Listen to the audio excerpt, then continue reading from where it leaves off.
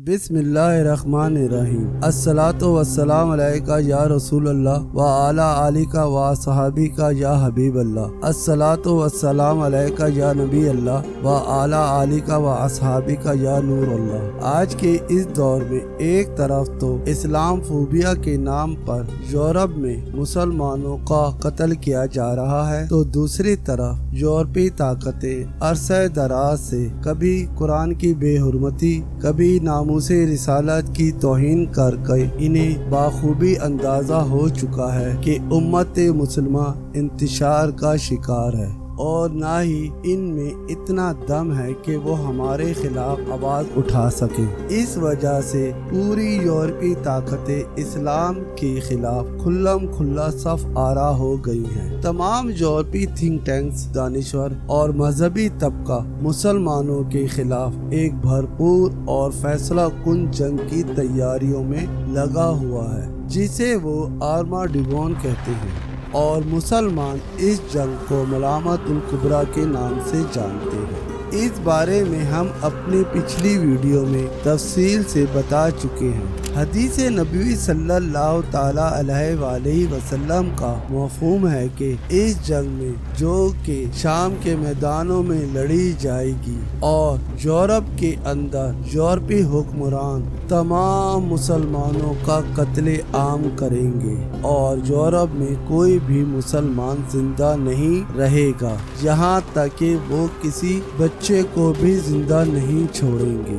یعنی یورپ میں مسلمانوں کا قتل عام ہوگا اور ان کا نام و نشان مٹ جائے گا۔ تو دوسری جانب ساؤتھ ایشیا میں امریکہ، بھارت اور آسٹریلیا اور جاپان کے ساتھ مل کر بحر چین میں اور بحر ہند میں تاریخ کی سب سے بڑی فوج لا کر کھڑی کر چکا ہے، جو بحر ہند اور بحر چین کے سمندروں میں ایک بڑی جنگ کی تیاری ہے۔ اس فوج میں صرف امریکہ ہی کی تقریباً 60 سے 70% فوج شامل ہے، اور زمین پر لداخ سے لے کر سندھ کے ریگستانوں تک بھارت کی مدد سے زمینی جنگ کی تیاریوں میں مصروف ہے۔ یہ جنگ بظاہر سی پیک کے خلاف ہے، اور چین کی اقتصادیات کو تباہ کرنے کی امریکہ اور اس کے اتحادیوں کی کوشش ہے، کیونکہ سی پیک کا منصوبہ چین کے لیے شہرک کی حیثیت رکھتا ہے۔ سی پیک کی تکمیل کے لیے چین کسی بھی حد تک جائے گا۔ یہ جنگ کیونکہ بھارت اور پاکستان کی سرزمین پر زمینی جنگ لڑی جائے گی، اس لیے اس جنگ کو ہی غزوہ ہند کہا جائے گا۔ جو دانشور اسلام غزوہ ہند کو پہلے نہیں سمجھ پائے تھے، وہ بھی اب کہتے ہیں کہ یہ بھارت اور پاکستان کی زمین پر لڑی جائے گی، اور یہی وہ جنگ ہے جسے غزوہ ہند کہتے ہیں۔ دونوں جنگیں یعنی غزوہ ہند اور ملامت الکبریٰ کے بعد دجال کا ظہور ہوگا، کیونکہ ان دونوں جنگوں میں مسلمان دنیا سے ایک طرف بت پرستی کا خاتمہ کر چکے ہوں گے، تو دوسری طرف ملامت الکبریٰ میں یورپ کو عبرت ناک شکست دے کر ان کی طاقت کو ہمیشہ ہمیشہ کے لیے ختم کر چکے ہوں گے، اور دنیا میں صرف دو طاقتیں رہ جائیں گی، یعنی مسلمان اور یہودی۔ اسی وقت دجال کا ظہور ہوگا۔ تیسری طرف مشرق وسطیٰ میں اسرائیلی وزیر اعظم نیتن یاہو کی جگہ اسرائیل کا نیا وزیر اعظم نفتالی، جو کہ ایک انتہائی شدت پسند اور کٹر یہودی ہے، جس کی سپورٹ اسرائیل ہی کی ایک سیکولر لبرل مسلمان پارٹی جس کا نام یونائٹڈ عرب لسٹ ہے کا سربراہ اس کے شانے بشانے کھڑا ہے۔ اس پارٹی کے 6 ووٹ ہیں، اور اس نے اسرائیلی وزیر اعظم کی سپورٹ کی ہے، اور یہ اس کا وزیر ہے، یعنی صفدر عباس عرب افیئرز کا وزیر ہوگا اسرائیل میں۔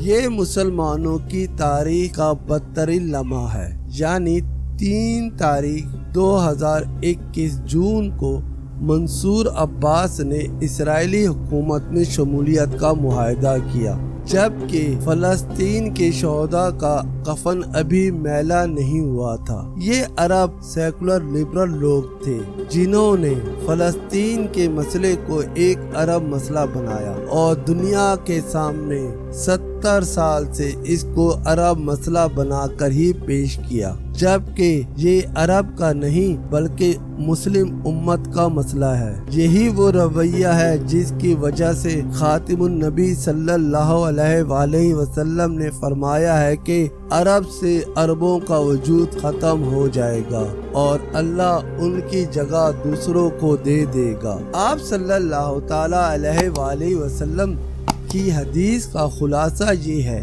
کہ عرب قوم تباہ و برباد ہو کر دنیا کے نقشے سے مٹ جائے گی اور اس خلا کو پر کرنے کے لیے جہاد کے لیے قافلے ہر طرف سے یہاں آنے کے لیے روانہ ہوں گے۔ ان قافلوں میں خراسان کے قافلے پیش ہوں گے جس میں افغانستان اور پاکستان کے لوگ بھی شامل ہوں گے۔ یہ اعزاز اللہ تعالی نے ہم خوش نصیب لوگوں کو دیا ہے جو کہ اس موقع پر سب سے آگے ہوں گے۔ اس وجہ سے ہماری ذمہ داریاں بھی بہت زیادہ ہیں اور ہمیں بحیثیت مسلم قوم کی اپنی تیاری کرنی چاہیے۔ یہ وہ خوش نصیبی ہے جو پاکستانیوں کے مقدر میں اللہ تعالیٰ نے لکھ دی ہے۔ اللہ تعالیٰ سے دعا ہے کہ ہم کو اس پر پورے اترنے کی سعادت نصیب فرمائے۔ اس کے ساتھ ہی ہماری اس ویڈیو کا اختتام ہوتا ہے۔ اللہ ہم سب کا حامی و ناصر ہو۔ اللہ نگہبان۔